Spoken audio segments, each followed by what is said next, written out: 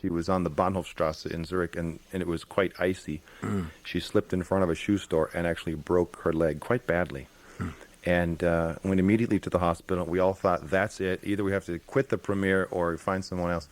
But nope, she came with a cast on. We had a rehearsal where we figured out how she didn't have to go up and down stairs. And what a trooper. I mean, what an amazing lady that she would be willing to go through not just the public spectacle of doing Donna Elvira with a cast and crutches, but be willing to go, it's not very comfortable either. She was in a lot of pain. Of course. And we really admired that. She sang fantastically. I'm sure the audience rewarded her properly. The audience loved it. The audience really appreciated her sticking it out. And and we just incorporated it into the show. Giovanni noticed that Elvira had a broken leg and gave her all this kind of false pity to try to get her into his good favor. Poverina. Well, okay, now we're talking about the Da Ponte operas, and we are in this kind of a Don Giovanni amorous mood. Why don't we take it a step further and hear you as the quite amorous Count Almaviva in this duet with Susanna. Crudel, perché finora farmi languir così? Perché, crudel, farmi languir così? Signor, la donna debbo di dirvi sì. Dunque in giardin verrai, Se piace a voi verrò, e non mi mancherai. non mi mancherò. Verrai, Sì, non mancherai, non mancherai. non mancherò. Oh, non rimancherò. Mi sento dal contento, pieno di gioia il cor. Mi sento dal contento, pieno di gioia il cor. Dunque in giardin verrai, Se piace a voi verrò, e non mi mancherai. non mi mancherò. Verrai, non mancherai, dunque verrai. No, Se piace a voi verrò. non mancherai, dunque verrai. Non mancherai. Sì,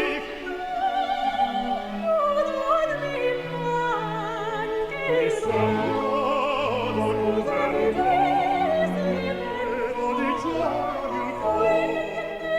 Mi sento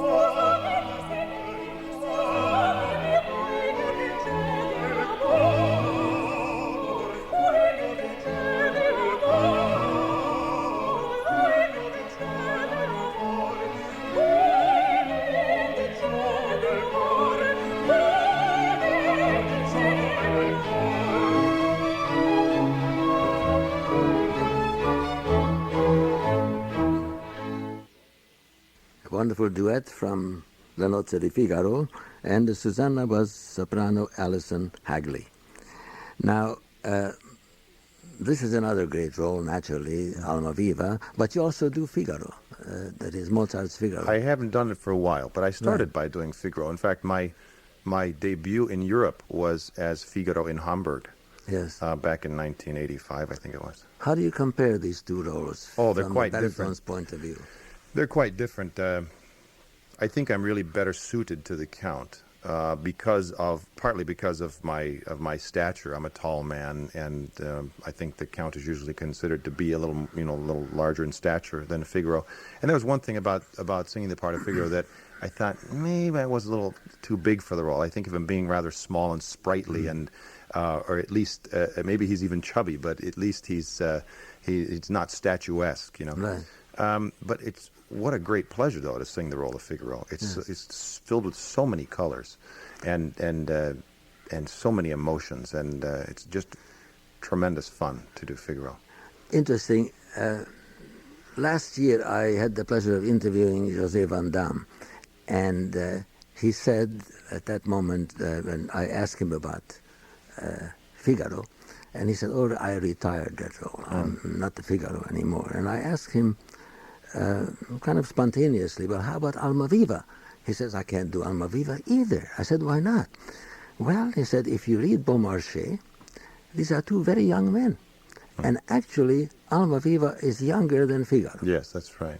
So how can I, at age 60, which he is now, Yeah. how can I go from Figaro to Almaviva?" See, I respect that because a lot of singers think that if they can sing the notes, that they can do the part. Right. And I think that, especially in this day and age, it's becoming more important for singers to look the part that they're performing. It's not only about the voice.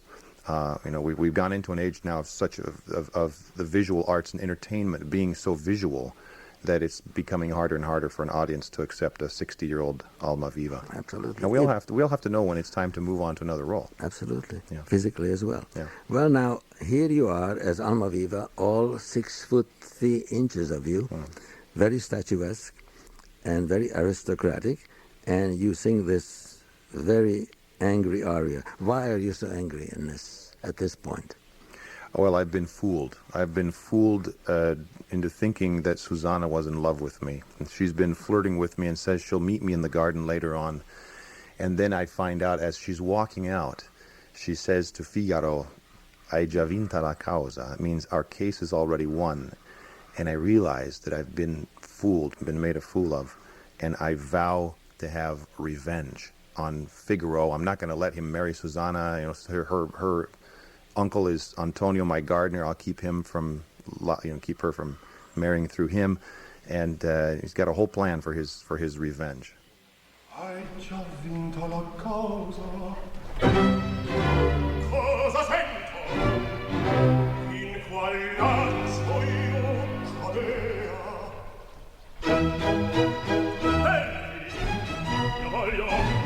Io voglio di tal modo punirmi.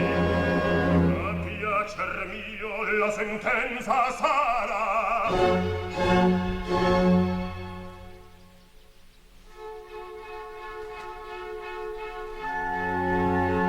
Ma se cavasse la vecchia pretendente, pagarla in qual maniera? E poi vi Antonio, che a un incognito Figaro ricusa di dare una nipote in matrimonio.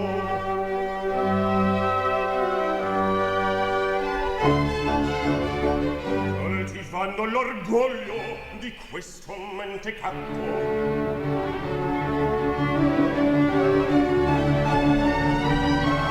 tutto giovan raggino.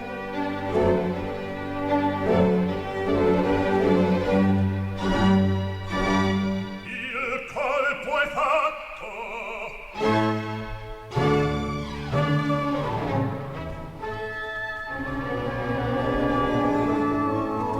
Vedrò mentr'io sospiro, felice anziano mio.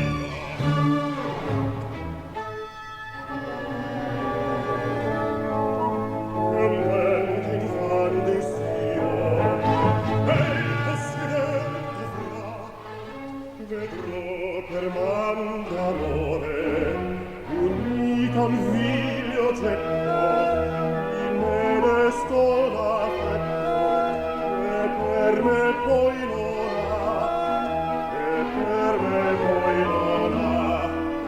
Vedrà mentre sospiro, felice mi sarà mio. Vedrà che nel chiavesia il posseder dovrà. Vedrò per l'amore unito un figlio cieco, in me desto l'affetto, che per me poi non ha, che per me poi non ha. Vedrò, vedrò, vedrò, vedrò. in pace, non do questo contento. Non nascesti audate, tu non nascesti audate, per dare a me tormento, e forse ancora per ridere di mia infelicità. C'è la speranza sola delle vendette mie, quest'anima consola e giubilar mi fa. Ah, che lasciarti in pace, non vo questo contento, tu non nascesti audate, tormento, e forse ancora per ridere di mia infelicità. Già la speranza sola delle vendette mie, questa io consola, e giubilar mi fa, e giubilar mi fa, e giubilar.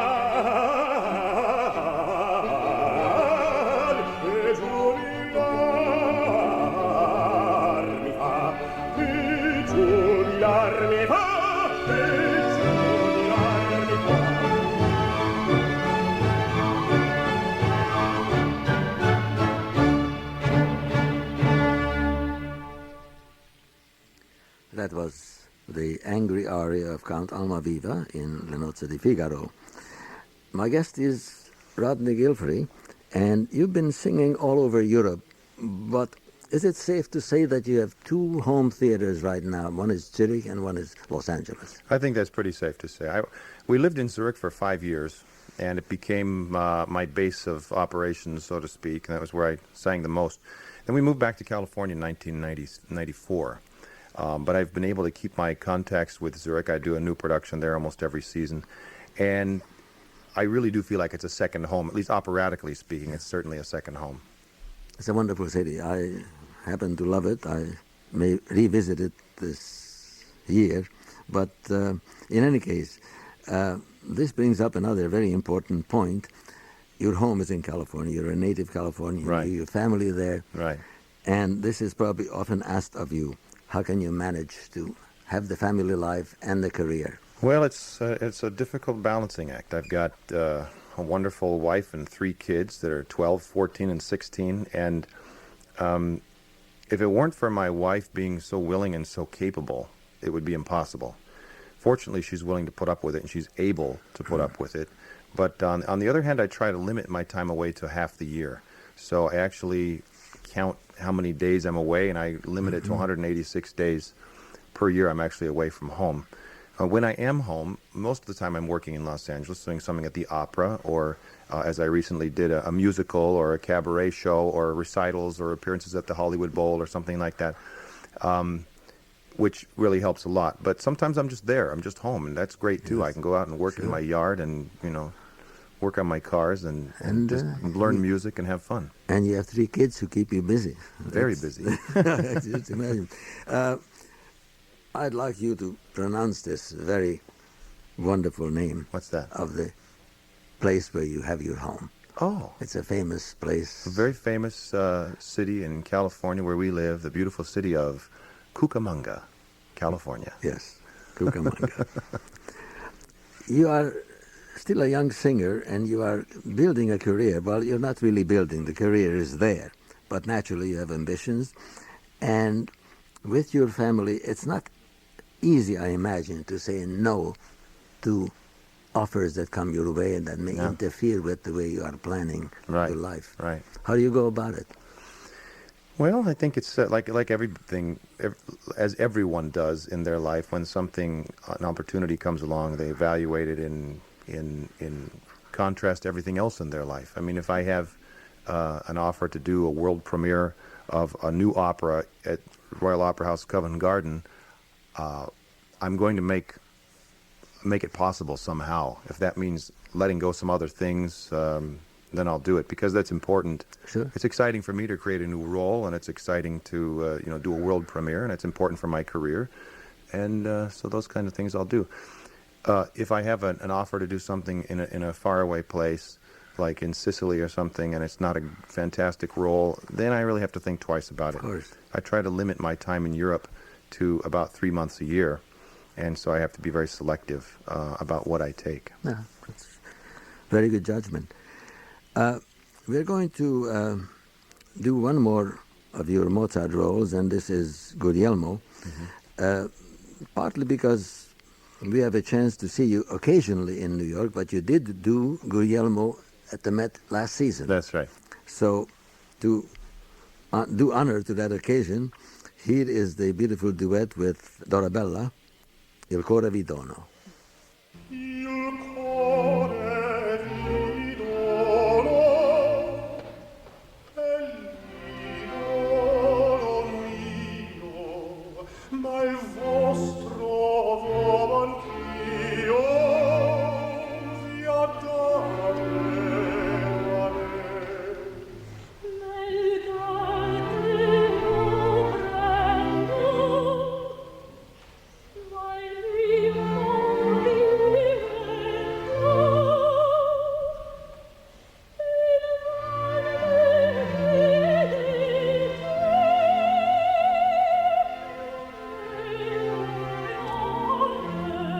Sete come lei,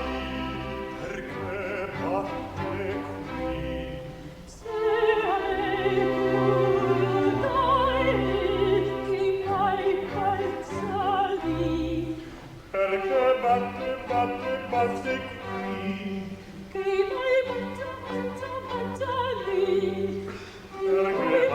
qui. Perché batte qui. E mio cuore ci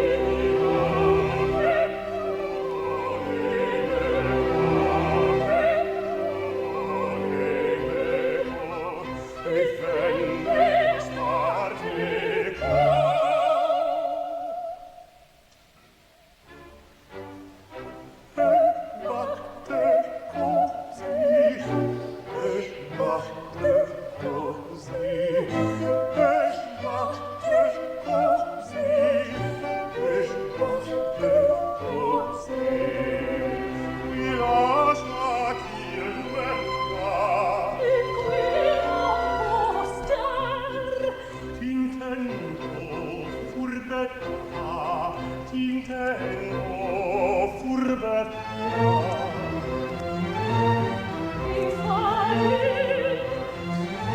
Non guardare.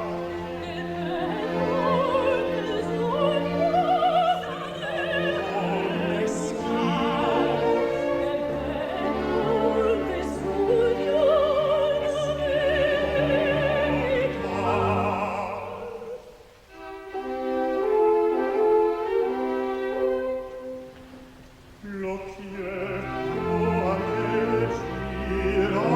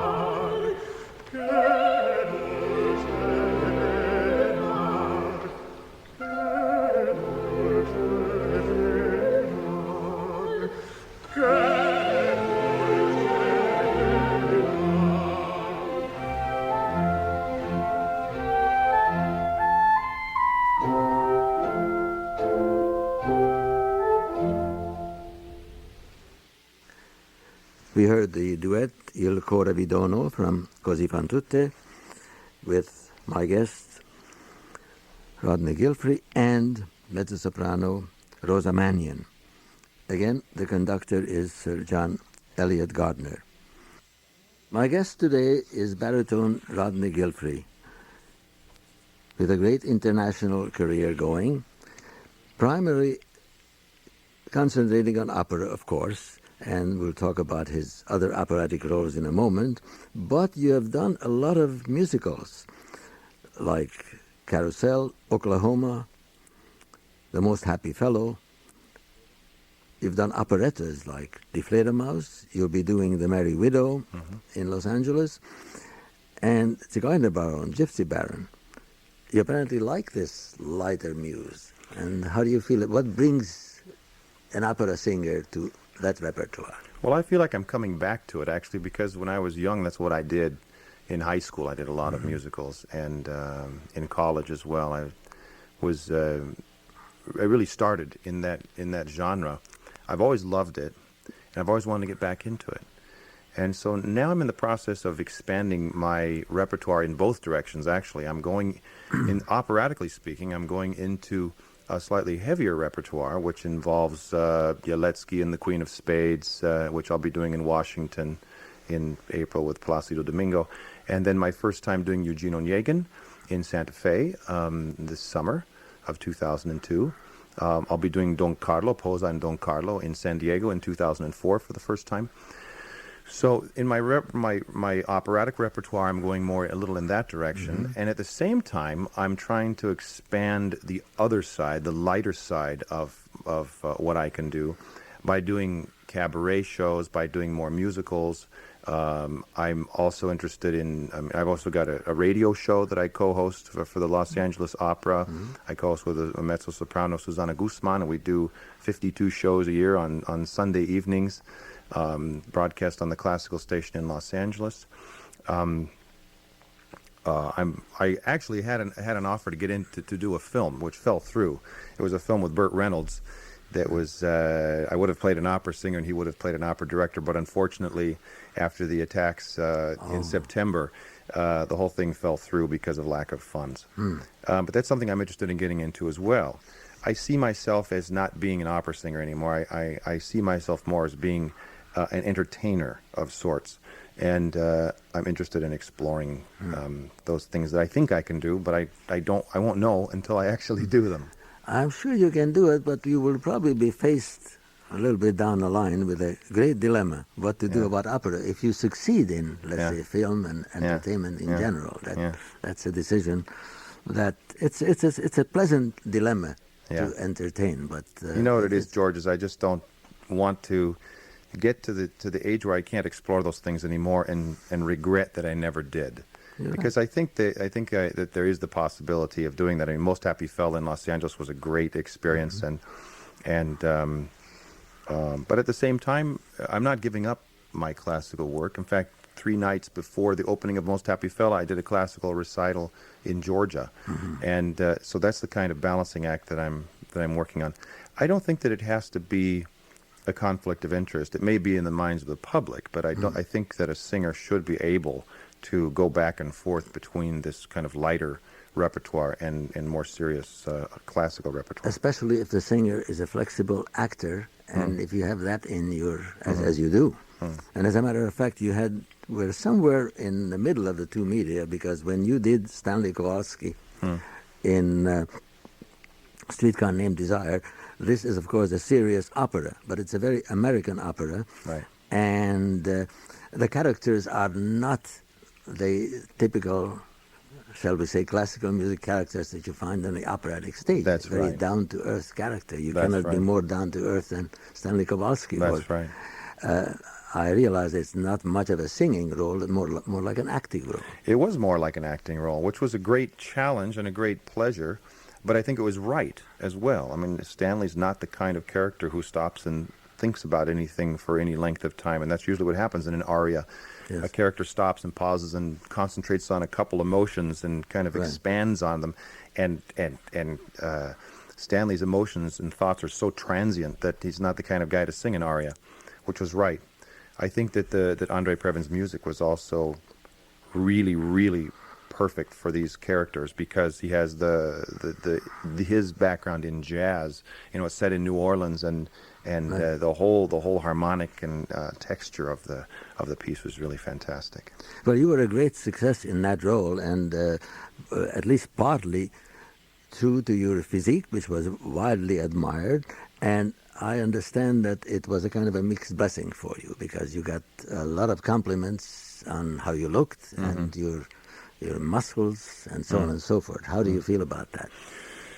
Well, I guess that's part and parcel to the whole thing. You know, I said earlier in our talking here that I think that the public is becoming more and more visually oriented, and that they have a harder time accepting someone in a role who doesn't look the part. So I went out of my way to look the part.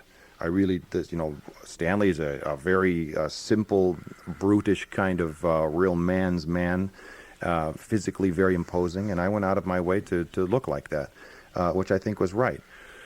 I guess that's not something you usually see in opera, and so a lot of people made a lot of notice of the fact that, you know, I was on stage without my shirt on and things like that. So yes, it's a mixed blessing in the sense that I want, of course, to be appreciated for my singing and my artistry, but on the other hand, that's part of the acting job, and I'm also interested in being a very good actor. So it bothered me for a while, but it's okay. I can live with it. It's a kind of a pleasant bother. Yeah. Well, let's, for a moment, go back to opera, and I am mindful of the fact that a young baritone, lyric baritone, simply cannot avoid, not that you would want to avoid, the title role of the Barber of Seville, Right. Rossini's, which I believe at this point the role you did most often. That's what I've been told. I don't keep track of my Well, performances, but that's it is likely true. to change because Yeah. you may do something, may do more Don Giovanni's and Right. upset. Yeah. But not, At this point, it's the role I've done more than any other. yes. Yeah. Do you still enjoy it? I do enjoy it. I enjoy it a lot.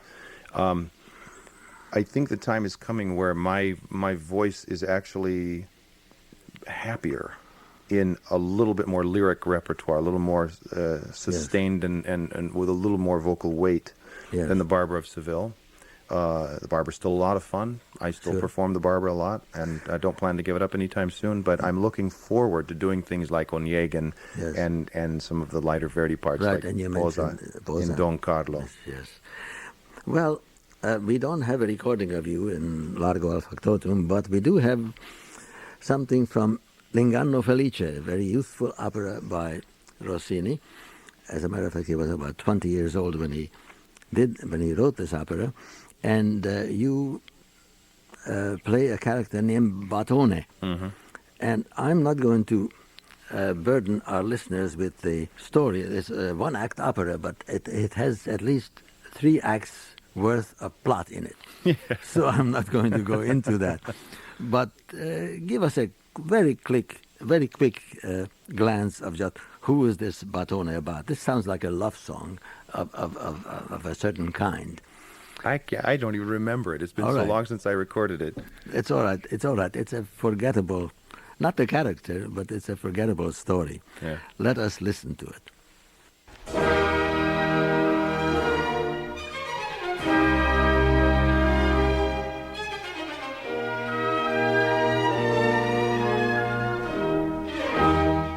Una voce ha colpito dalla cima sino al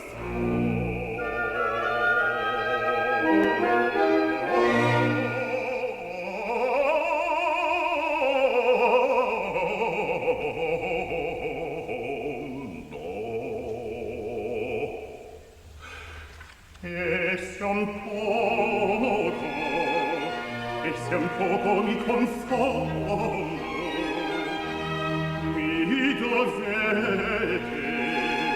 mi dovete perdonare. E se sia un poco mi confondo. Mi dovete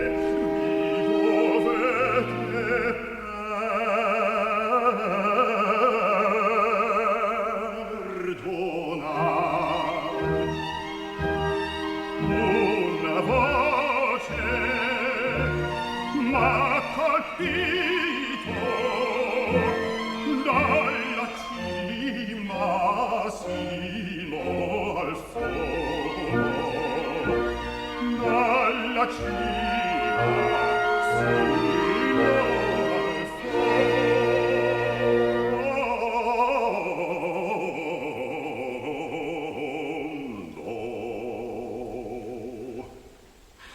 E se un poco mi confondo, mi dovete perdonar, mi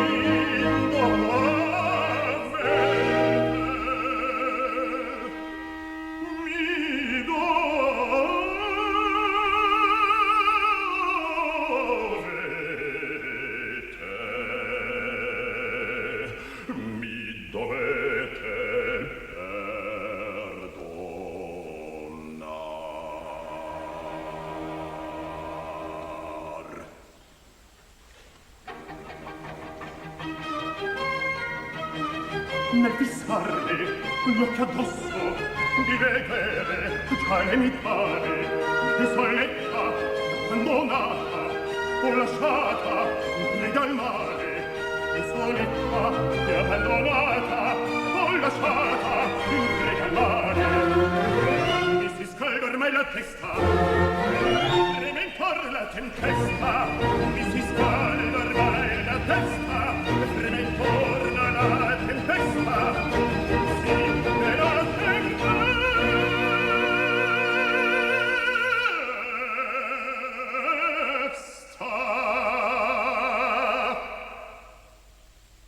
Il timore ed il sospetto già mi fanno vacillar, il timore ed il sospetto già mi fanno vacillar.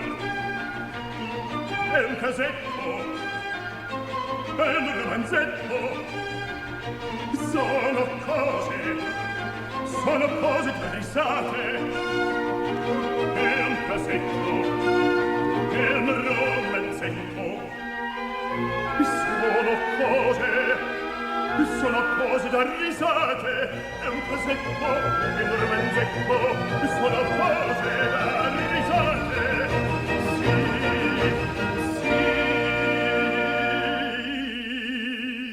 Sì, cara figlia, perdonate,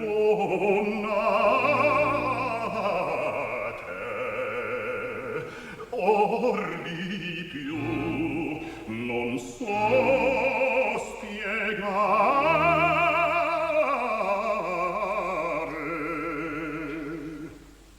Il timore e il sospetto già mi fanno vacillare, già mi fanno vacillare. Il timore e il sospetto già mi fanno vacillare. Il timore e il sospetto già mi fanno vacillare. È un casetto, è un romanzetto, sono cose carissate.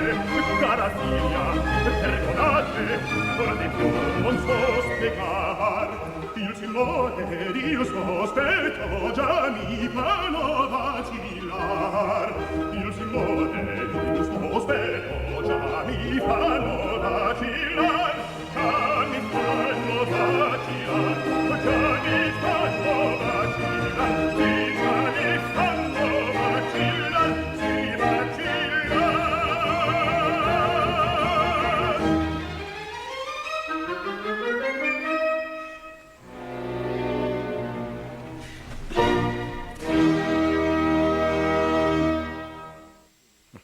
We heard an aria from Rossini's early opera, L'Inganno Felice, the happy Deception, I imagine.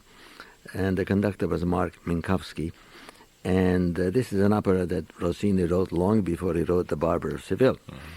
Anyway, it's a buffo aria. And you did also similar roles. You did Dandini, Rossini. Yes, I did. I It's did. a much more Yeah. interesting opera and That's interesting role. Fantastic opera. It's a wonderful I role. think it's one of the great comic operas Yes, of it all is. time. Yes, it is. Then you did Belcore.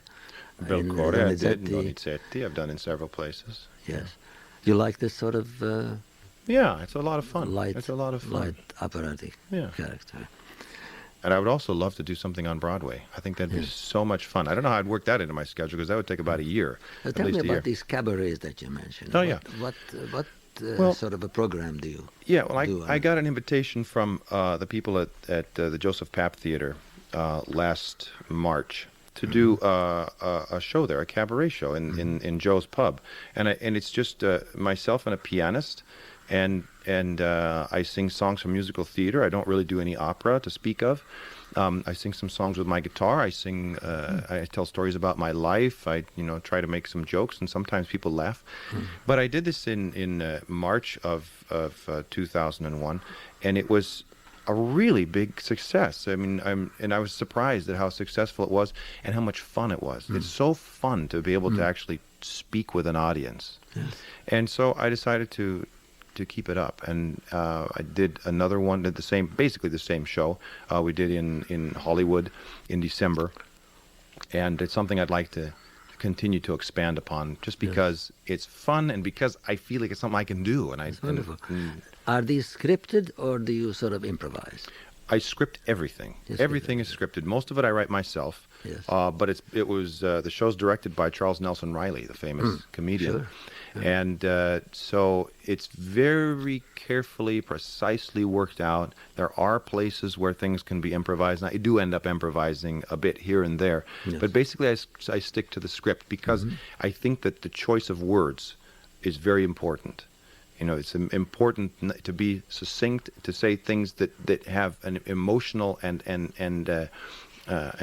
impact from the sense of the words, like a play. So I write it out like a play, and then make it look like none of it was planned. Very good combination. We're going to make a complete roundabout now because we have to come to one of your new and rather favorite roles, namely the title role of Billy Budd. Which you have performed at the Los Angeles Opera in June 2000, and we are crediting happily the Los Angeles Opera for allowing us to play just a little bit of your great scene, usually referred to as Billy and the Darbies, Right. which is more or less almost his dying scene in the That's opera. right, And that's we'll right. play it and we'll talk about it later. Okay.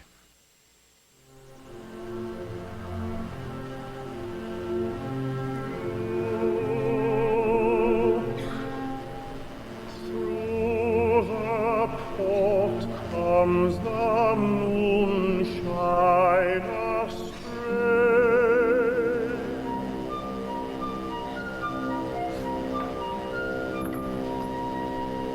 It tips the god's cutlass and silvers this nook.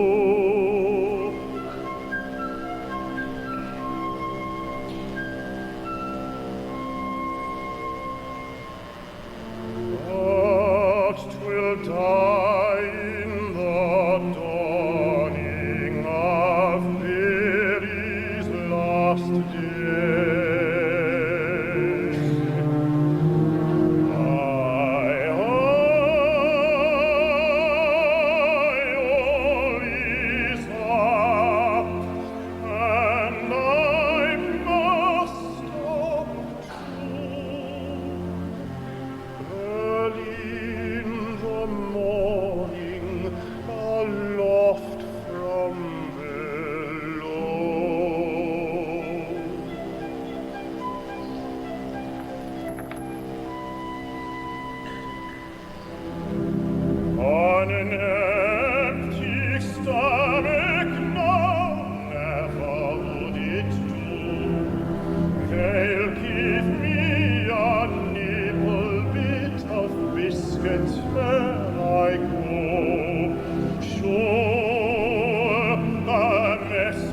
it will reach me, the last parting cup.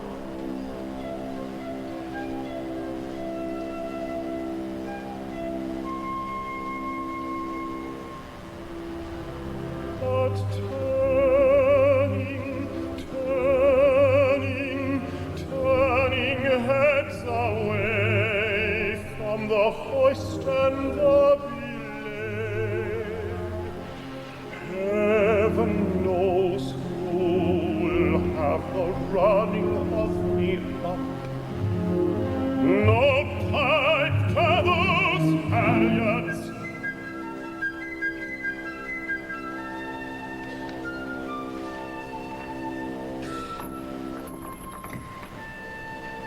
but ain't it all sham, a blur in my eyes?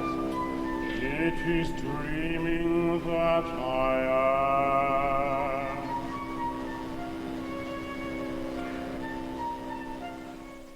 Only a portion of Billy and the Darbies from Benjamin Britten's opera, Billy Budd. This is a role that's more or less tailor-made for you. That's what I felt like. You played it in various theaters. Why don't you tell us? Oh, I started, first time was in Geneva in 1993, and then it went to London, it went to Paris, 2 times in Paris, then went to Dallas, and finally went to Los Angeles. And it's been a real watershed for me. You say that the role seems to be tailor-made for me. That's what it felt like to me. The first time I looked at it, I thought, my gosh, this thing's been written for me.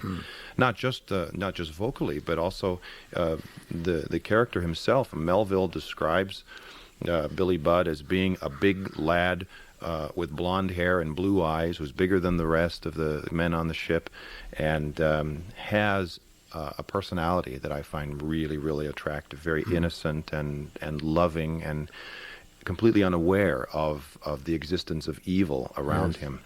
And it's been a very important role for me. And the physical attributes are very important because you have this crucial scene when you are confronting Claggart and you kill him with a blow. That's now, right. If you're built differently, if you're a little fellow, that's right. It makes no sense at all. Yeah, I think one of the beauties of the role is to see this powerful young man on stage who has no idea how powerful he is. But he's powerful and he's gentle and he's loving, and I think that's it has to be like that to make it work.